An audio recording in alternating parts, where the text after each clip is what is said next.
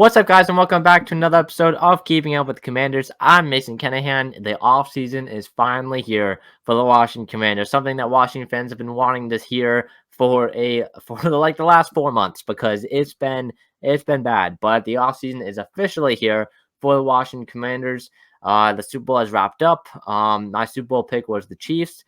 I'm recording this right before the game starts. Hopefully the Chiefs win because that's what I predicted, but we've got a lot to talk about for the Washington Commanders. We've got assistants being fired. We've got assistants being hired. We've got more assistants being hired as well. And then we've got potential free agent targets from an article that I wrote for the Right Way Sports Network from a few weeks ago. We're going to be going over that article. And we're going to also be wrapping up with a newly improvised segment of the weekly mock draft. We're going to be going over Josh Taylor's mock draft.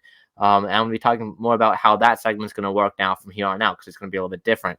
But let's just get started with Eric Bieniemy because Eric Bieniemy has officially been fired from the Washington Commanders, the offensive coordinator for the Kansas City Chiefs from the last, how long has it been, like 5-6 years, and then travels to Washington to make a name for himself. He's calling plays. The offense is fully under him, and that was going to be how he's basically bet on himself. He bet on himself, and that bet did not work out for him. He lost a lot of money from that bet because over this last season, here's some stats about the Washington offense. They finished 25th in EPA per play, a 41% success rate, dropback success rate. Just a success rate in general. A negative 0.069 dropback EPA, which was one of the worst in the league. A negative 0.119 rush EPA per play, which was one of the worst in the league. So it was not a great season for this Washington Commanders. You can blame it on the play calling for Eric Bieniemy, the scheming. I mean, he could not get the ball in the best players' hands. He could not get the ball in Terry McLaurin's hands. A very, very disappointing sophomore slump for Jahan Dotson. He was rarely targeted all season long. Basically, Bieniemy's plan was to run the ball, and then once you run the ball, you give up on the run, and you start throwing the ball, and you don't go back to the run. So, I mean, we were averaging over 4.5 yards per rush, and we were still throwing it 45, 50 times per game. So it was not pretty. This offense was not fun to watch over this last season. Eric Bieniemy out again. We talked last week about Cliff Kingsbury being hired as the offensive coordinator for Washington.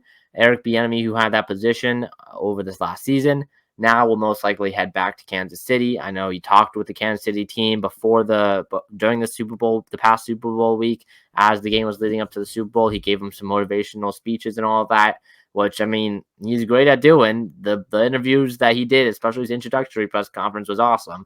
But it just did not work out in Washington. After 1 year, he's out. He's not coming back under Dan Quinn's staff.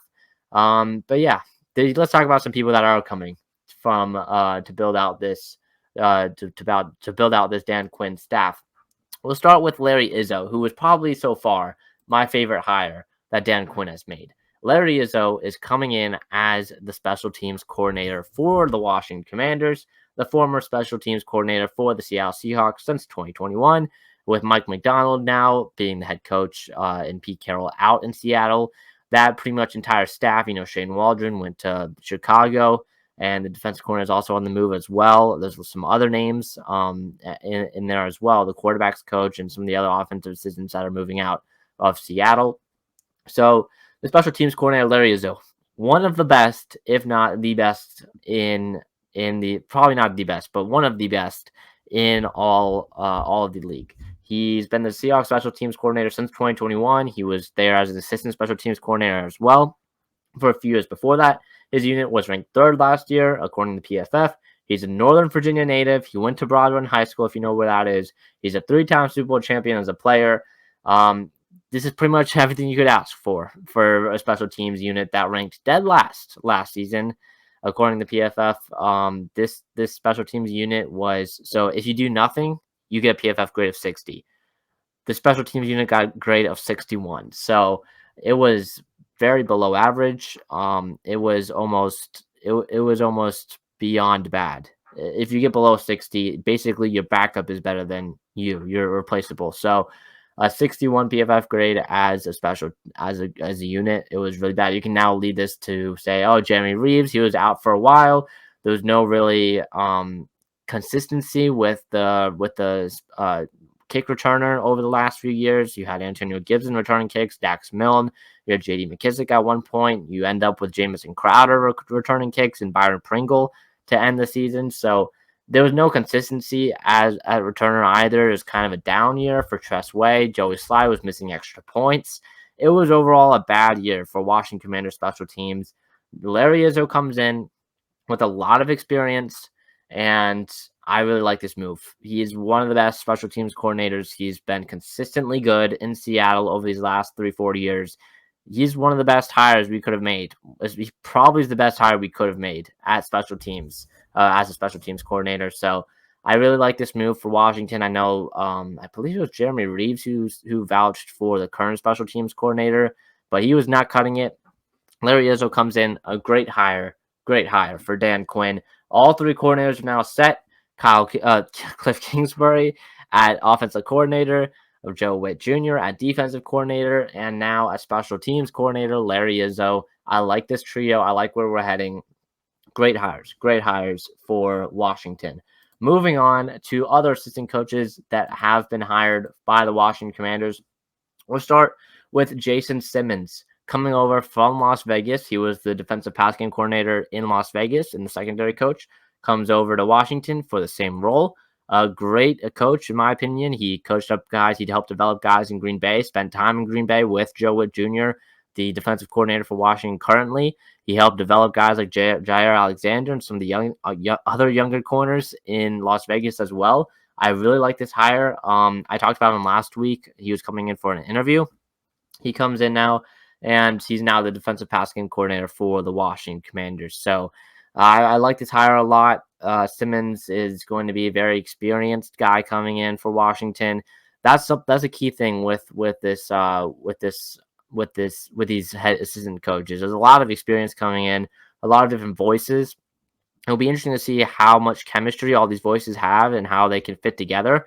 Because another guy on the offensive side that's being hired by Washington for the offensive pass game coordinator position, it is Brian Johnson, the former Eagles offensive coordinator last year, infamous Eagles offensive coordinator last year, is now the offensive pass game coordinator for the Washington Commanders. Expect a lot of curls. Expect a lot of forward curls and forward verts. So I'm not entirely in love with this move as a fan, but I mean, Brian Johnson, as long as he's not calling plays, which he won't be, that's what Cliff Kingsbury will be doing.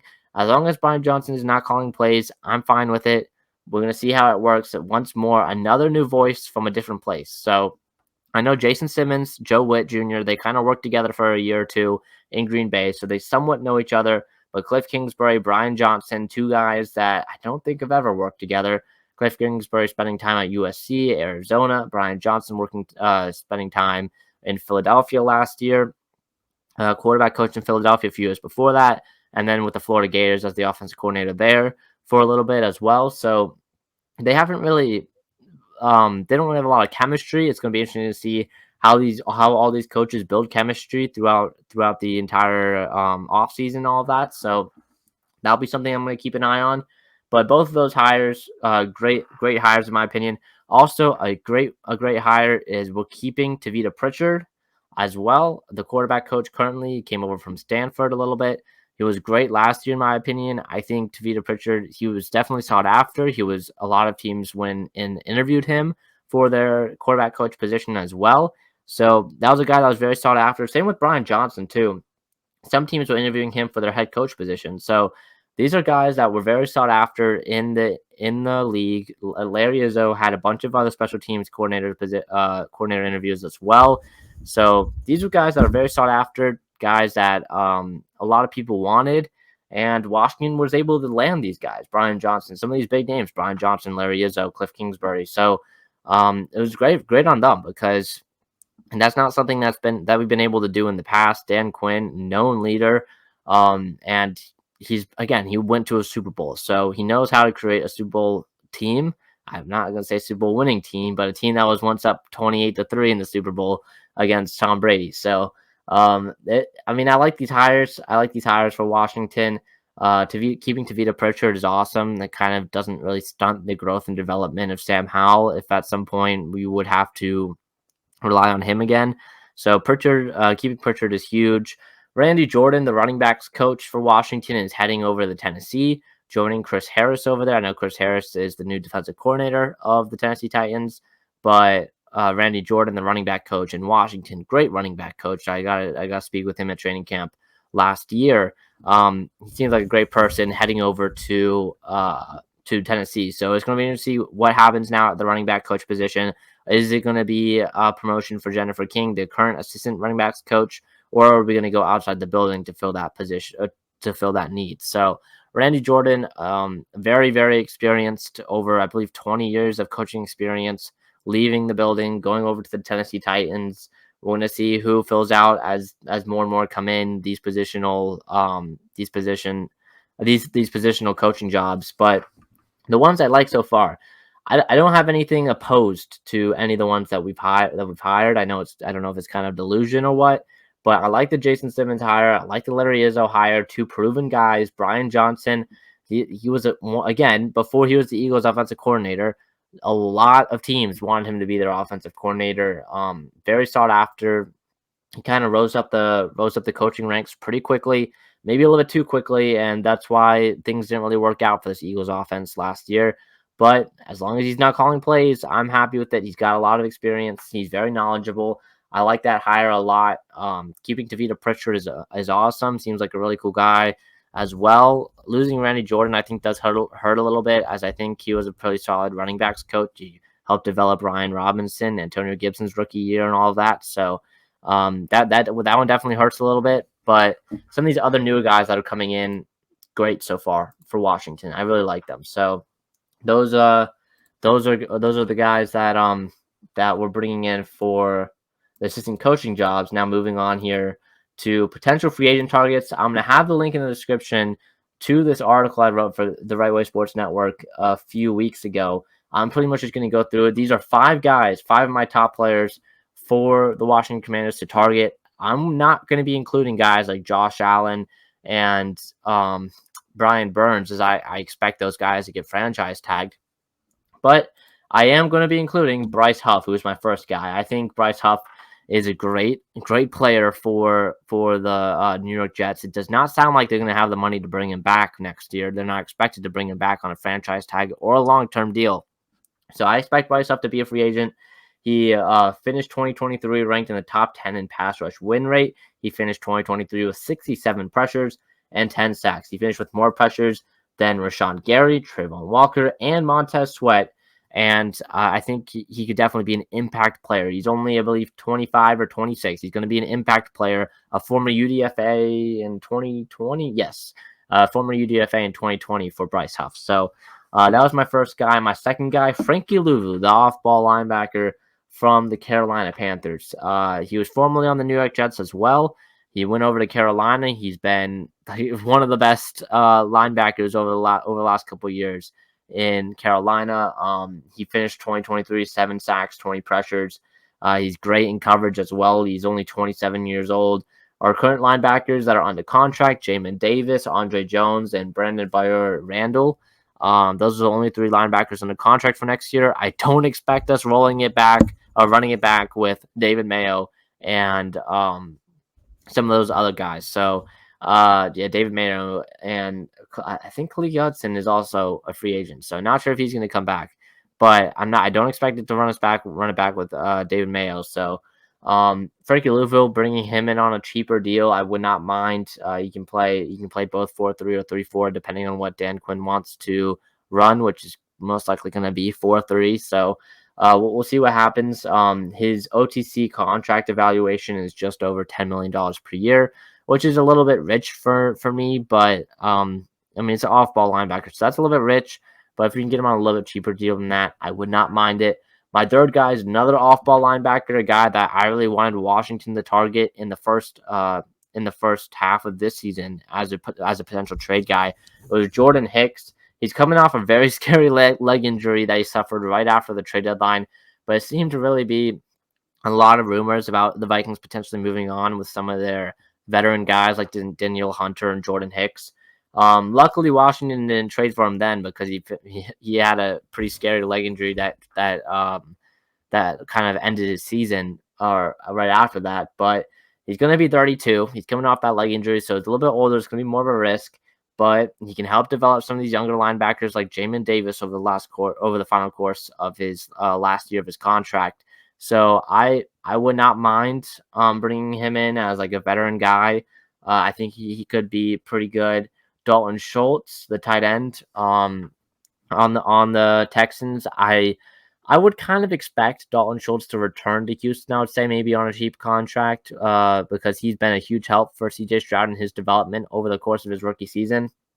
But like he was a big help to a young rookie quarterback like CJ Stroud. Could he be a big help to a guy like Drake May, Caleb Williams, or Jaden Daniels? I think so as well. So I'm excited. I think Washington definitely should bring in a veteran tight end, whether it be Dalton Schultz or someone else, because Logan Thomas is not going to cut it.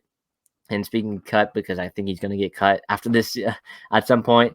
And then Cole Turner, the former 5th-round pick back in 2022, has not really panned out to what many thought he would be. So maybe that was just because of the usage of Eric Bieniemy's offense and how he was only active on like half the games last year. But it's not looking great for the former 5th-round pick in 2022. So Dalton Schultz or just another veteran tight end I think could be awesome. And then Connor Williams, the center for the Miami Dolphins. He's probably, Washington, for Washington, Connor Williams would come in, and I'm thinking about it now. I think he'd be the best center since 2020 Chase Roulier. So since 2020 Chase Roulier, Connor Williams would be the best center. It's been great for Miami over the course of this last year, helping protect Tua and helping that run game. He can move as well. He's only 26 years old. His OTC contract evaluation is around $13 million right now, which is kind of a lot, especially when you have Ricky Stromberg potentially being a guy as a starting center who's on a rookie contract, only entering the second year of his deal. But Connor Williams could definitely be an option for Washington, or because there's not many offensive linemen I would take in free agency this year, but Connor Williams would be one of them. There's not many just overall offensive linemen that I would take in free agency because it's so thin, and the guys out there right now are just kind of meh. But Connor Williams would be a guy that I would love to have as the starting center next year, helping protect rookie quarterbacks. So Connor Williams would be the guy. But those are my 5 guys: Connor Williams, Dalton Schultz, Jordan Hicks, Frankie Louisville, and Bryce Huff. If I had to pick one of them, it would definitely be Bryce Huff, bringing some immediate impact in the pass rush alongside KJ Henry and Andre Jones at edge rusher. But Bryce Huff would definitely be the main guy for me. So that's my potential free agent targets. Again, if you want to read the entire article, I'm going to have a link to the description of it link in the description below this video. So if you want to read that article as well. All right, now time for the weekly mock draft. So I mentioned things are going to be a little bit different with the weekly mock draft this year. Last year, for the weekly mock draft segment, I kind of just did my own thing. I made a weekly mock draft every week, and I kind of just went over it. But this year, I'm going to be reviewing your guys' mock drafts. So today, I'm going to be starting with Josh Taylor.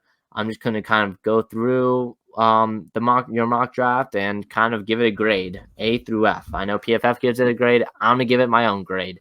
Okay, so we're going to start with Josh Taylor's, which we're going to start with the second pick in the draft, Jaden Daniels, the quarterback out of LSU. I don't like this pick. I talked to Josh about it. He's like, he always goes with Drake May, so he wanted to change it up a little bit. But I'm just going to say they go with this. I would not like it. I would not like it at all. I don't think Jaden Daniels is on the same tier as Drake May. Jaden Daniels, he's kind of struggling under pressure a little bit. He kind of just doesn't really read the field well. He takes some video game character-like hits when he's out running in the pocket. Kind of reminds me of RG3 a little bit with some of the hits he takes. So Jaden Daniels at 2. Ladd McConkey, the wide receiver out of Georgia, at 36. The guy that was at the Senior Bowl, one of the best route runners by far in this class. I do think it's a little bit interesting taking McConkey. I don't really know who's on the board at this point, but taking McConkey over an edge rusher or another lineman, I think would be a little bit interesting. At number 40, Troy Faltonu, the Washington tackle. I really like this. Really like this pick. If you listen to any of my other stuff that I've done, even with Josh and some other people, I don't think Faltonu is going to be there in the second round. I think he's a guy that's going to go late day one. So it would be a dream. It'd be a dream for Washington fans to have him on the board at 36 or at 40, but I just don't think he's going to be there. At pick 67, which is the first third round pick, he went Adisa Isaac, the edge rusher out of Penn State. So instead of addressing the edge rusher position in the second round with one of those two picks, he goes in the third round with Adisa Isaac. I don't know if Adisa Isaac is going to be there either. So I don't think Adisa Isaac will be there. I think he's going to go in the second round. But if he's there in the third round, I would definitely pick him. I love Adisa Isaac. I know I've talked about him on this podcast before, but he can just do pretty much everything you want in an edge rusher. And if we sign a guy like Bryce Huff, we have KJ Henry, we have Adisa Isaac. That's a great trio. You can help develop, get a good defensive line coach, let those guys develop. Plus still Jonathan Allen and Daron Payne on the inside. That's a scary defensive line, scary and young defensive line too. So, all right, round 3, pick 100. This is the 49ers pick we got for Chase Young. He goes with interior offensive lineman Cooper Beebe out of Kansas State. I like this pick as well. I think at one point he would Beebe was a guy that potentially could go in the first round. Falls to round 3 here. I know he has had some injury issues a little bit, but yeah, he's had some injury issues. I believe he had a season-ending injury at one point, but he goes in round 3 here. Solid pick. It boosts the interior since you only went Troy Faltonu in the second round and you didn't double up on offensive line. That's a solid pick in the third round. And then 2 picks later, Jerrion Jones out of Florida State to boost his secondary. I haven't watched Jones yet. I really want to get to him because I really feel like he's rising up some draft boards right now. I've watched a lot of the other top corners recently, but I expect to watch him, Jerrion Jones, pretty soon. I think it's a solid pick. Definitely want to boost the secondary a little bit, but you still want to help develop. You got Jason Simmons back there, Joe Witt, guys that really love the secondary, really know and have a lot of knowledge within secondary development. And you kind of really want to rely, in my opinion, on Emmanuel Forbes and Quan Martin, and you don't want to just stunt their development. Selecting a guy here early day 3 isn't going to kill their development. And especially if you're going to lose Cam Curl or Kendall Fuller in that secondary, not bring him back, which I expect Kendall Fuller to be back next year, most likely. I think there's a bigger chance he is than isn't. But Jerrion Jones, solid pick in round 4. Round 5, a guy that I personally love who was all over the field at the Senior Bowl. If you listen to my Senior Bowl recap episode last week, that's Cedric Gray, the linebacker out of North Carolina at pick 141. I think this is an amazing pick. You want to go Jamin Davis on one side, maybe bring in Frankie Louvu as well, and then Cedric Gray. That's a great linebacker trio. That's 100 times better than what we've had over the last 2 or 3 seasons. Frankie Louvu, Cedric Gray, and Jamin Davis. That's awesome. So getting Cedric Gray in the 5th round would be great. Jaheim Bell is an interesting pick in round 6 at 181. Jaheim Bell, a very small tight end. He's only 6'1". A lot of people see him maybe as a running back in the NFL and not a tight end. I liked what I saw out of him against some of these linebackers in the one-on-one reps in Mobile at the Senior Bowl. But yeah, Jaheim Bell, I feel like there's probably some better options you go with there. And then in round 7, Rasheen Ali out of Marshall, the running back out of Marshall at 223. I think this is another solid pick. You went wide receiver early on, so I definitely think Washington could target a wide receiver late day 3 if they don't take one early on day 2, like what Josh did with Ladd McConkey. But Rasheen Ali, a solid pick, not too moved by it that much. Especially he suffered an injury at the Senior Bowl. We're going to have to see how severe that is. But that's a solid pick. I would say. Overall, we've got Jaden Daniels, Ladd McConkey, Troy Faltonu, Adisa Isaac, Cooper Beebe, Jerrion Jones, Cedric Gray, Jaheim Bell, and Rasheen Ali. I'm gonna give this a C. I'm gonna give this a C. PFF gave this one an A. But Jaden Daniels over Drake May, I'm not having it. Ladd McConkey pick in the 2nd round, I don't love it. Troy Faltonu, Adisa Isaac, Cooper Beebe picks are amazing. Jerrion Jones pick is fine. I still need to look into him more, so that's kind of TBD. Cedric Gray pick is great in round 5, but the round 6 and round 7 pick, I feel like you get more value than Jaheim Bell and Rasheen Ali with those 2 picks. I know those 2 picks aren't flashy, but those again are 2 skill position players, and I don't really see Jaheim Bell being the Logan Thomas replacement. So yeah, beyond that, yeah. So I'm not in love with this mock draft. I think the best picks would definitely be Troy Fountain and Adisa Isaac. Those picks I would love. McConkey is a great player. It's good. Like he's not going to be bad in the NFL. I just feel like you could do something better than taking a wide receiver like Ladd McConkey at 36. If you're Washington, you have more dire positions of need. Quarterback again with Jane Daniels. Come on now, we're going Drake May, but Cedric Gray in the 5th round as well. So I would give this a C. I'm not in love with this one at all. But yeah, that'll do it for this week's episode of Keeping Up with the Commanders. I thought this was going to be kind of a shorter episode, kind of still went like 25 minutes. So that'll be it for this week's episode of Keeping Up with the Commanders. If you want to see my work, you can follow me on Twitter at Mason Kenahan, or you can read my stuff at the Right Way Sports Network as well. That'll be it for this week's episode of Keeping Up with the Commanders. See you guys next one. Peace.